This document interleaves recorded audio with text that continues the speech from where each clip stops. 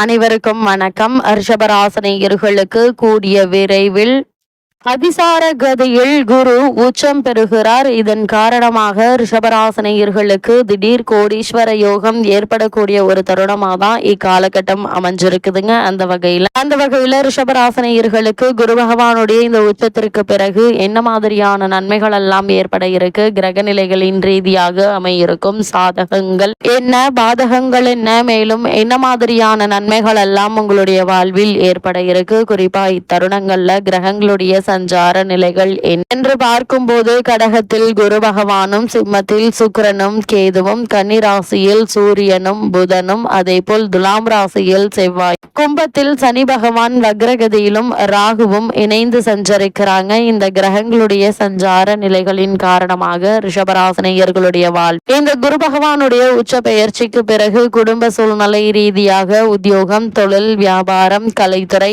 அரசியல் துறை, மாணவ மாணவிகள், விவசாய துறையினர், பெண்மணிகள் அனைவருக்குமே என்ன மாதிரியான நன்மைகள் எல்லாம் ஏற்பட இருக்கு என்பது குறித்தான முழுமையான பதிவு தான் இந்த வீடியோல நம்ம விரிவா பார்க்க போகிறோம். அந்த வகையில ரிஷபராசினியர்களை பொறுத்த வரைக்கும் கடகராசிக்கு குரு செல்கிறாருங்க. அதாவது அதிசார கதியில் அங்கு செல்லும் குரு பகவான் கடகராசியில் உச்சம் பெறுகிறார். உங்களுடைய ராசிநாதன் சுக்கிரனுக்கு குரு பகை கிரகம் ஆவாருங்க. இருந்தாலும் கூட குரு பகவானுடைய பார்வை சகல தோஷங்களையும் அகற்றும் என்பதால அவரது பார்வை பதியும் இடம் அத்தனையும் புனிதம் அடைகிறதுங்க. அதன் விளைவாக எண்ணற்ற பலன்கள் உங்களுடைய இல்லம் தேடி வரலாம் என்பதை கிரகங்களுடைய சஞ்சார நிலைகள் தெளிவாகவும் உறுதியாகவும் எடுத்துக்காட்டுது. இதன் காரணமாக உங்களுக்கு முன்னேற்றம் தரும் குரு பகவானை இக்காலத்தில் முறையாக நீங்கள் வழிபடுவது எண்ணற்ற நன்மைகளை உங்களுடைய வாழ்வில் ஏற்படுத்துங்க. குறிப்பா ரிஷபராசி நேயர்களை பொறுத்த வரைக்கும் குருவினுடைய பார்வை பலத்தால் கல்யாண முயற்சிகள் கைகூட இருக்கு. இவ்வளவு நாட்களாக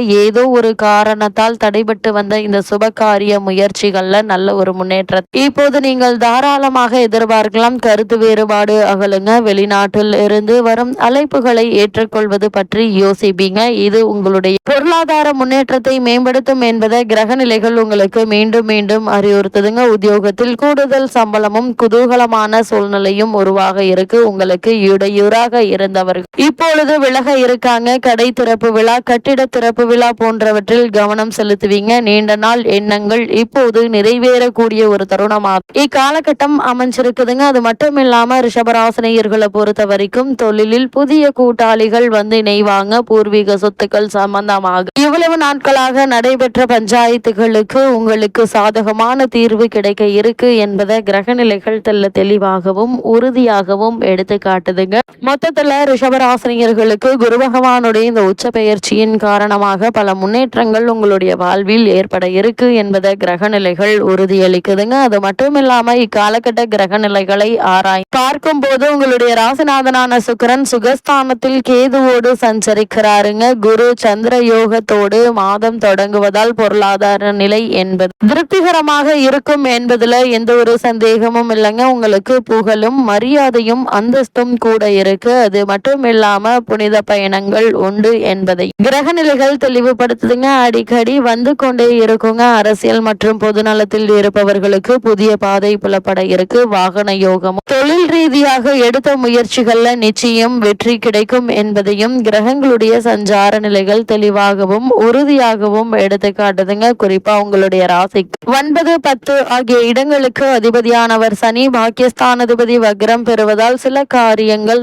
திடீரென மாற்றம் செய்வீங்க. அது மட்டும் இல்லாம வாகனங்களால் ஒரு சில பிரச்சனைகள் ஏற்படுவதற்கான வாய்ப்புகள் இருக்கு. அதனால் வாகனங்களை அடிக்கடி பழுது நீக்கி வைப்பது நல்லதுங்க. ஒரு சிலர் வீண் பலிக்கு ஆளாக நேரிடும். தொழில் உத்தியோகத்தில் உள்ளவர்களுக்கு உயர் அதிகாரிகளுடைய ஆதரவு நிச்சயம் கிடைக்கும் என்பதுல எந்த ஒரு சந்தேகமும் இல்லைங்க. கலைஞர்களுக்கு புதிய ஒப்பந்தங்கள் வந்து சேரக்கூடிய ஒரு தருணம் என்று தாங்க சொல்ல வேண்டும். அதே போல மாணவ மாணவிகளுக்கு படிப்பில் அக்கறை கொடுங்க. பெண்களுக்கு வருமானம் உயர இருக்கு. புதிய முயற்சிகள்ல நிச்சயம் வெற்றி கிடைக்கும் என்பதுல எந்த ஒரு சந்தேகம் அதிகம் இல்லைங்க. அது மட்டும் இல்லாம ரிஷபராசினியர்களை பொறுத்த வரைக்கும் உங்களுடைய ராசிக்கு 2, 5 ஆகிய இடங்களுக்கு அதிபதியானவர் புதன். அவர் 6ஆம் இடத்திற்கு வரும்போது உத்தியோகத்தில் எதிர்பார்த்த மாற்றம் கிடைக்குங்க. பொருளாதாரத்தில் நிறைவு ஏற்பட இருக்குது. மற்றவர்கள் ஆச்சரியப்படும் வகையில் நற்பலன்கள் நடைபெறக்கூடிய ஒரு தருணமாகும் இக்காலகட்டம் அமைஞ்சிருக்குதுங்க. உங்களுடைய நீண்ட நாள் கனவுகள் ஒவ்வொன்றாக நனவாக இருக்கு. பெரிய மனிதர்களுடைய உதவியால் பிரச்சனைகள் படிப்படியாக நீங்குங்க. பிள்ளைகளுடைய வருங்கால நலன் கருதி எடுத்த முயற்சிகள் உங்களுக்கு கைகூட இருக்குதுங்க. அது மட்டும் இல்லாம வீடு வாங்குவது அல்லது இடம் வாங்கி வீடு கட்டுவது என்ற சிந்தனையை செயல்படுத்த முற்படுவீங்க.